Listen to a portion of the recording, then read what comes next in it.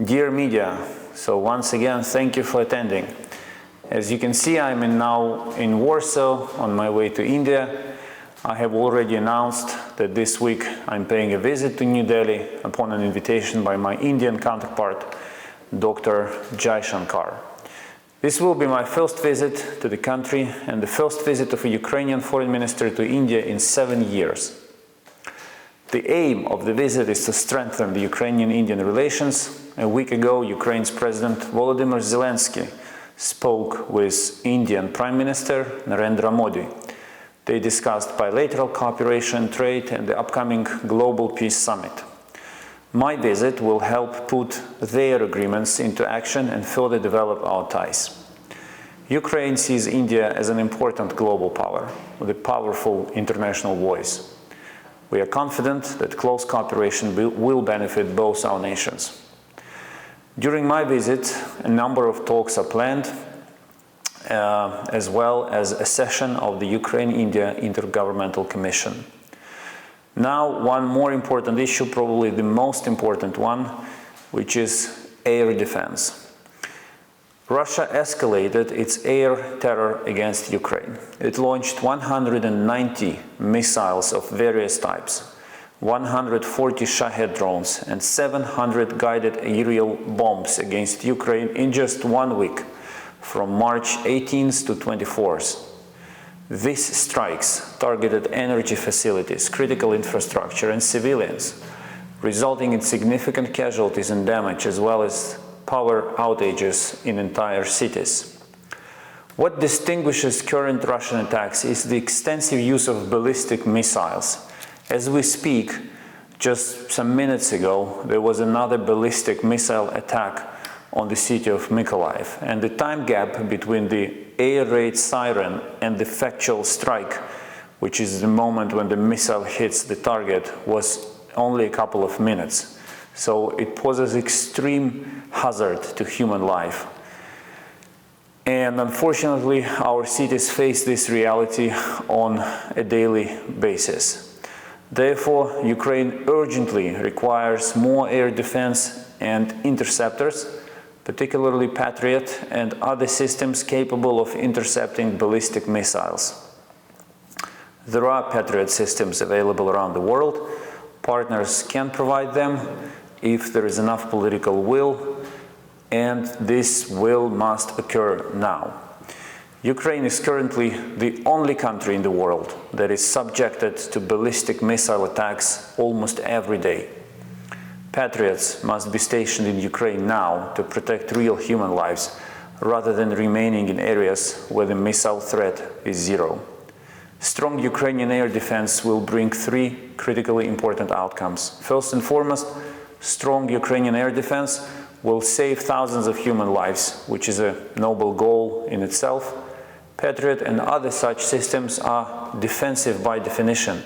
They are designed to protect lives instead of taking them. Second, strong Ukrainian air defense will save a significant amount of resources for Ukraine's partners. Every area covered by Patriot means less destruction of critical infrastructure and less funds for recovery. Every city reliably protected by Patriot will see thousands of Ukrainians return from abroad, strengthening Ukraine's economy and reducing its reliance on foreign financial aid. Third, strong Ukrainian air defense will cover our troops and allow them to turn the tide of the war in Ukraine's favor. Russia's main battlefield advantage right now is its extensive use of guided aerial bombs. These bombs, which weigh between 500 and 1,500 kilograms on average, allow Russian occupiers to literally annihilate entire areas before moving forward through their ruins.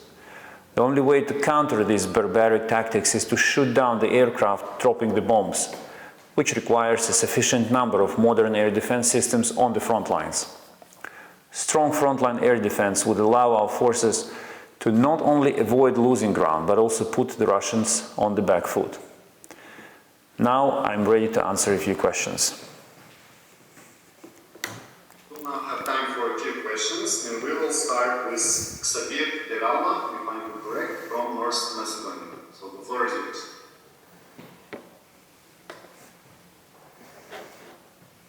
Thank you for the opportunity.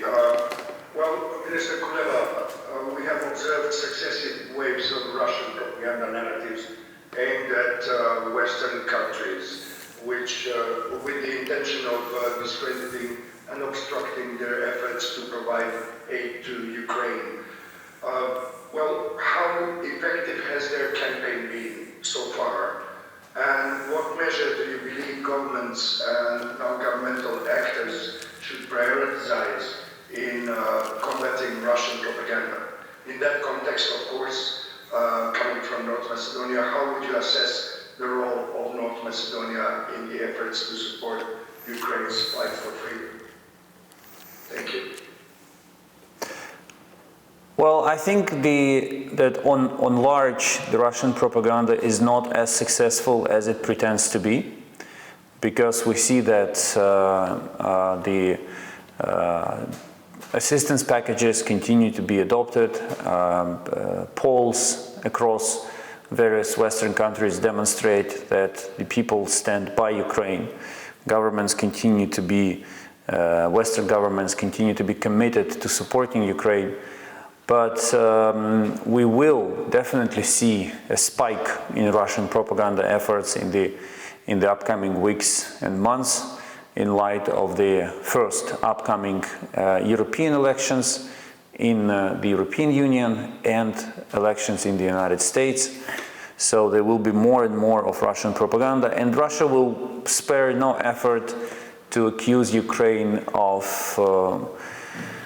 any type of crime in an attempt to discredit it and to diminish the support that Ukraine enjoys.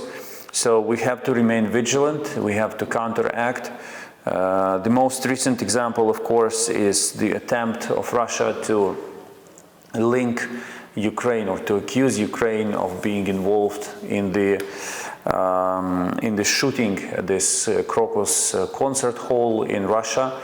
These statements are false and absurd. This is not how we work. This is not how we fight for ourselves. Atrocious crimes against civilians is rather Russian practice, as we've seen in the last 2 years of Russian aggression against Ukraine. But yes, they will try everything to blackmouth Ukraine, to discredit Ukraine, and Russia literally has no red lines when it comes to their attempts to discredit Ukraine in the eyes of the whole world. When it comes to I think the problem is less in the Russian propaganda and more in the Russian. The problem is less in the Russian propaganda that knows no red lines, but is more in the Western governments that draw too many red lines for themselves when it comes to supporting Ukraine in its fight against the Russian aggression. So the ball is not on the Russian side in that sense. But we have to be vigilant, we have to counter Russian propaganda, and unfortunately, you cannot defeat Russian propaganda by using tools of the freedom of the media and freedom of expression. You have to be tough on Russian journalists, tough on Russian propaganda outlets, because if you allow them to operate in your country, make no mistake, they will sow divisions and make every effort to destabilize your country. When it comes to North Macedonia, of course, your country is a good friend, and you've done a lot in these last 2 years compared to your capabilities. You've really done a lot to help us, as much as we did to help you in the 90s. Thank you. Thank you, Minister. Now we go to Mohammad Lotfulahi, if I'm correct, in Iran. So your floor is yours. Hello. Mr. Minister, have there been recent diplomatic negotiations with the United States concerning the status of the American aid to Ukraine? It's about negotiations about American aid to Ukraine, right? Yes. Well, we urge our US colleagues to speed up the decision and in the Congress, and therefore deliveries of aid. US colleagues assure us that the decision will be taken and deliveries will be made. That's everything else is domestic US politics, and there is very little that I can add to it.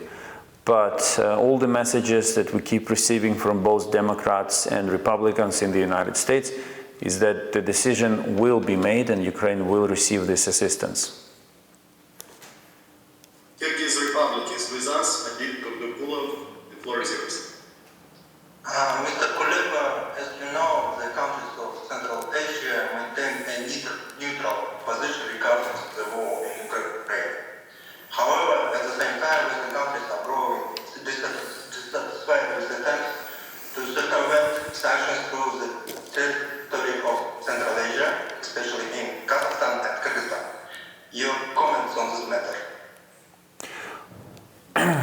If Ukraine fails in opposing Russian aggression, Central Asian countries will be the next one to feel the pressure of the increasing pressure of Russia on your sovereignty and territorial integrity. If anyone believes that by being neutral or playing nice towards Russia, you can win Russia's sympathy and mercy, that's a big strategic mistake. Russia has no mercy when it comes to restoring its imperial ground, imperial power. And you know perfectly well that they still see Central Asian nations through the prism of their former imperial rule and dominance.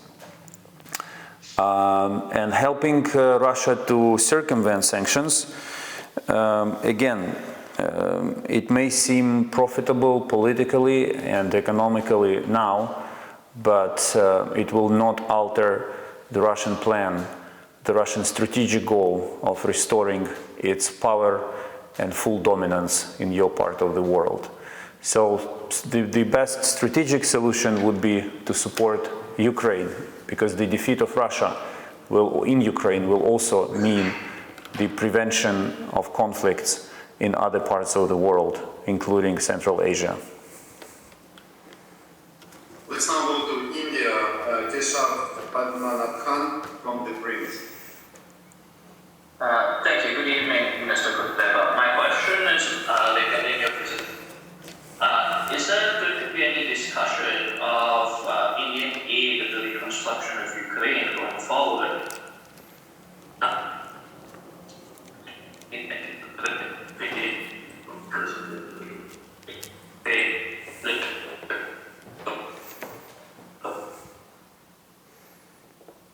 We didn't quite hear the second part of your question. We heard about reconstruction. Anything else that you wanted to add?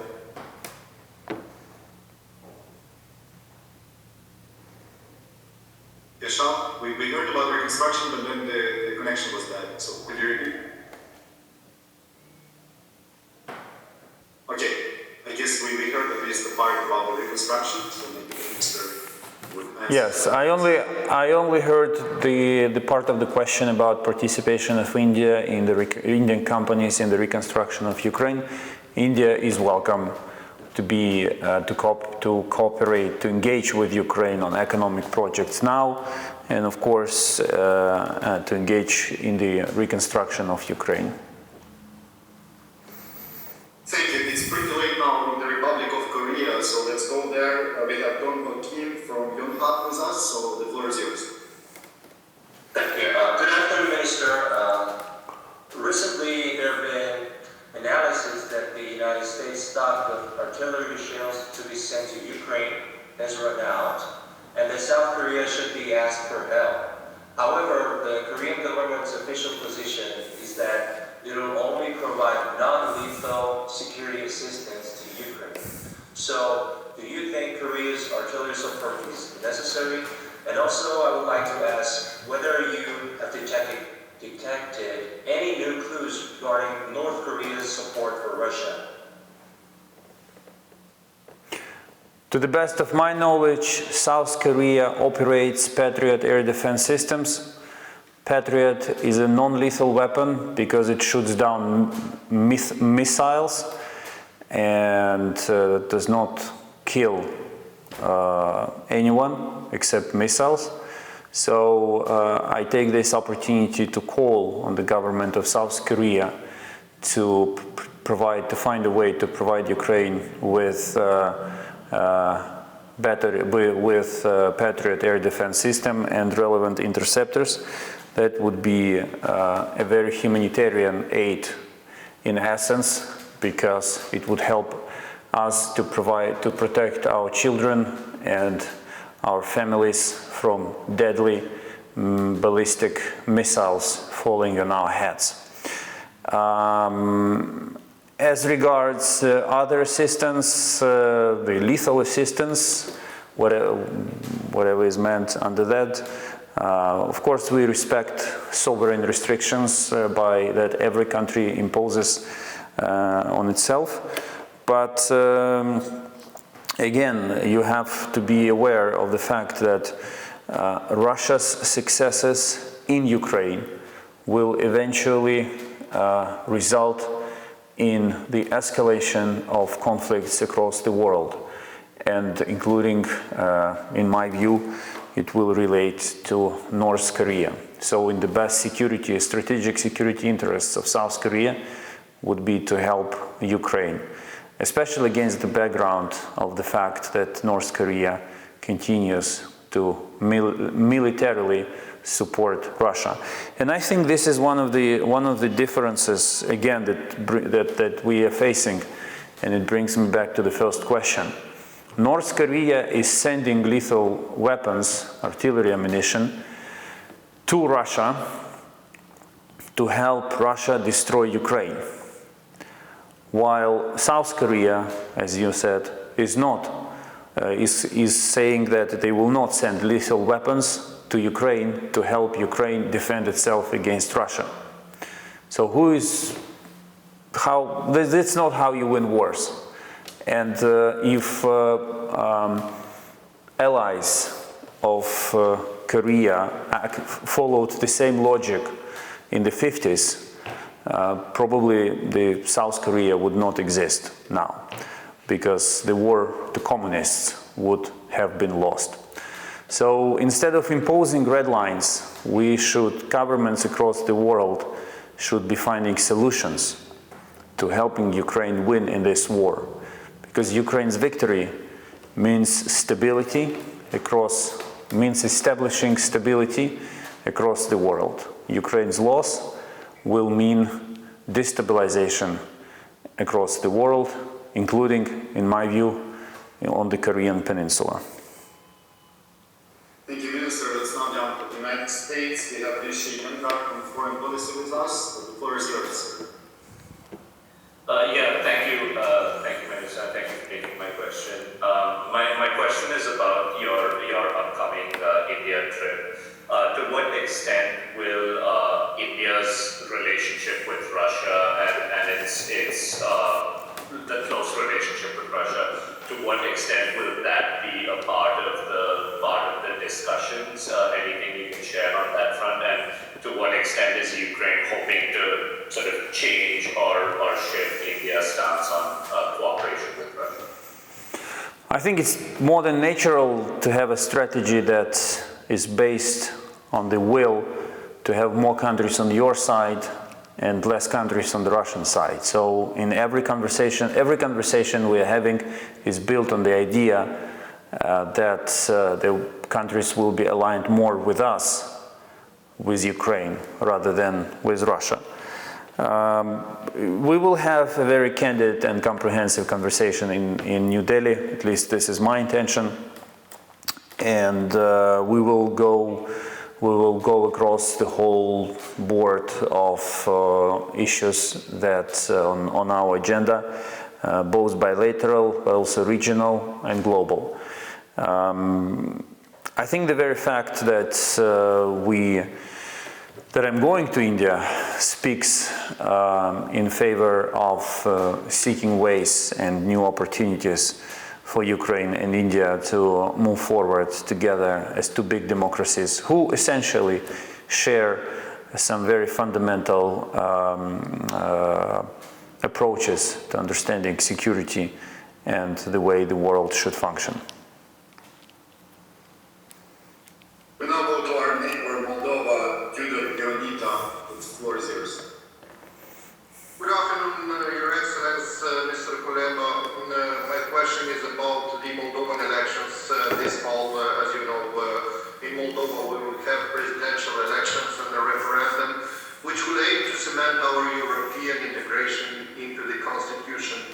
From the information that you have, what is Russia preparing for my country in the context of the aforementioned events? And what should be the main points of concern for the Moldovan authorities? Also, what do you think Moldova could do more to help Ukraine? Thank you. You don't have to be a rocket scientist or an intelligence officer to understand what to say what Russia is going to do. They're going to use their channels, media channels and social media channels and their agents in Moldova to discredit by all means the current leadership of Moldova, the current government, and the very idea of Moldova being an independent European country. So if you find a way to cut off the access of Russian propaganda to the minds and hearts of your people, you are safe, and the expression of the will of the people of Moldova will not be distorted by these influences. It's not easy to do that, to achieve that in a democracy in the 21st century when everyone spends hours, days and nights on smartphone, but but you have to find a way. Otherwise, Russia will keep distorting reality, perceptions, and in Moldova. We wish the best to the people of Moldova. We will always stand by the people of Moldova. And if there is anything that we can do to help you protect yourself in the context of this referendum, to protect yourself from malign influence of Russia in the context of the referendum and elections, we will be there to help you. But we will never meddle in anyone's elections or act against the will of respective country. We are closely coordinated with Moldova on all range of issues. There is really very little I can mention in addition to what is already happening between us. I recently hosted your foreign minister. We will be seeing each other again together with our Romanian colleague. So let's keep the main priority now is for Ukraine to win on the real front and for Moldova to help Moldova win on the information front. Let's now go to Denmark. Rita Hansen, the floor is yours. Thank you very much. I'm interested in the upcoming meeting between the Ukraine and the Polish government. I understand tomorrow, a meeting that you have suggested actually to be at the end of February. Could you tell us a bit what the main obstacles is for a better relation between Poland and Ukraine? And will there also be a talk about historical issue like the Volyn massacre?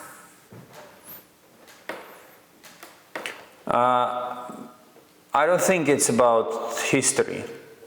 I think what the difficulties we're experiencing in Ukrainian-Polish relationship are more about future trade balances and economic interests of Poland and Ukraine. We could have solved these issues in a more constructive way if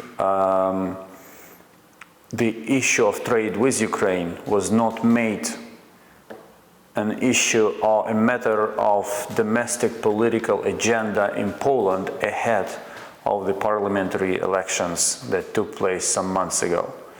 So if the issue of trade was handled as a trade issue, it would have been easier for both sides to come to a deal.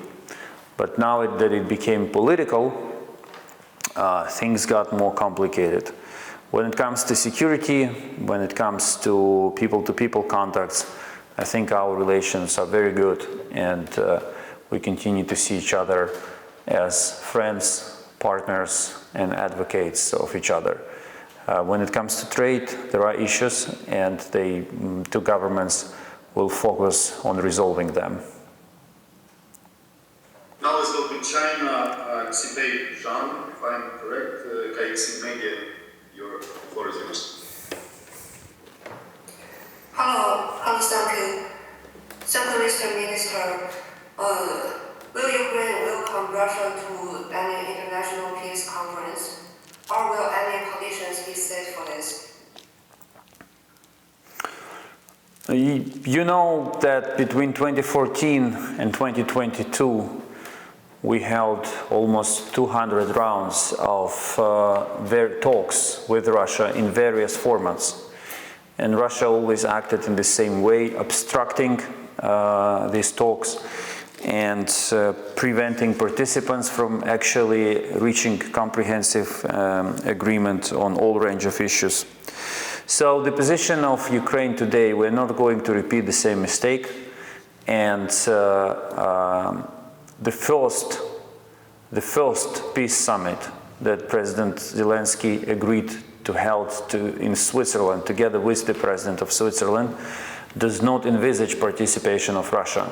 At this summit, countries that support and share the purposes of the UN Charter and the peace formula of Ukraine is built and reflects the purposes and norms of the UN Charter.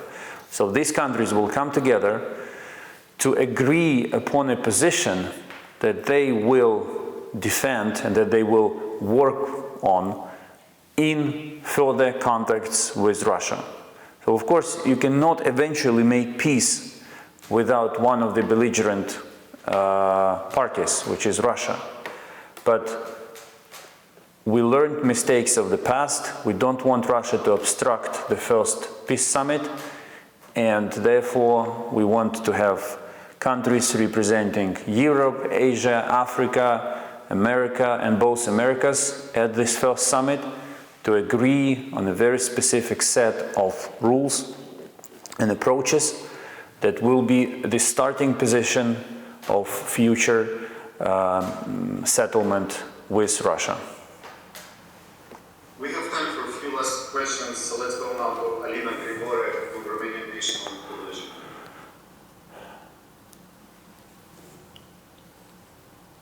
Just switch on your mic, please. Do you hear me now? It's okay. Yes. Minister, I understand that 12 Ukrainian F-16 pilots will complete training soon in the United States. Also, another 10 pilots have completed initial flight training in the UK. When do you estimate that Ukraine will have F-16s on the battlefield? And in addition to that, do you know when Ukrainian pilots will also train at the regional center for F-16 pilots in Romania, if they get here this year?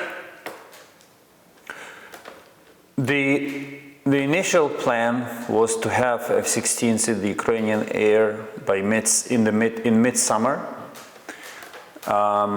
As of now, everything goes according to the plan. But of course, this is a very complicated and sophisticated issue, so you never know how things may change. But this is the timeline for the time being.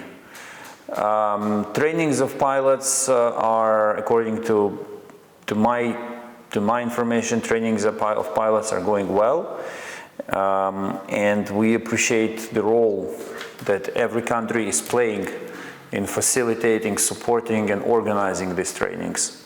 So, but of course, more trainings will be required, not only for pilots, but also for engineers and technical staff, because shifting from Soviet-type planes to Western-type planes, and I do not exclude by all means that we will stop on F-16s, requires a major change in everything: education, logistics, philosophy of the air combat, and many, many other elements. So effort and contribution of every country is appreciated, including the Romanian contribution. We have time for one last question. Yes. It will be from Turkey, the floor is yours. Hello, thank you for giving me this opportunity. So my question will be that if Ukraine and Russia return to the peace table, can this process be held in Istanbul as in March 2022? And if you remember, President Erdogan had called for this. What's your comment on this? Well, so far only Turkey succeeded in organizing the talks between the Russian and Ukrainian side, as you rightly commented on it. It was in the initial phase of the war. We are now focused on holding the Peace Formula Summit that will focus on the issues that bring together everyone, that no one can be against, like nuclear safety, freedom of navigation, of commercial navigation, and exchange of prisoners. So these are the issues that no one can object to. And this is the way to move forward towards restoring peace in Ukraine. And this is why we want everyone to be on board, including China and Turkey and other countries. But let's see, we never showed our back to any country who is willing to help to end the war. And President Erdogan is a big player. He enjoys high regard in not only in our region but in the world. Let's see how the situation evolves. We do not exclude anything. Thank you very much. I have to rush, but we will continue this practice of talking if you find it useful, of course, and see you.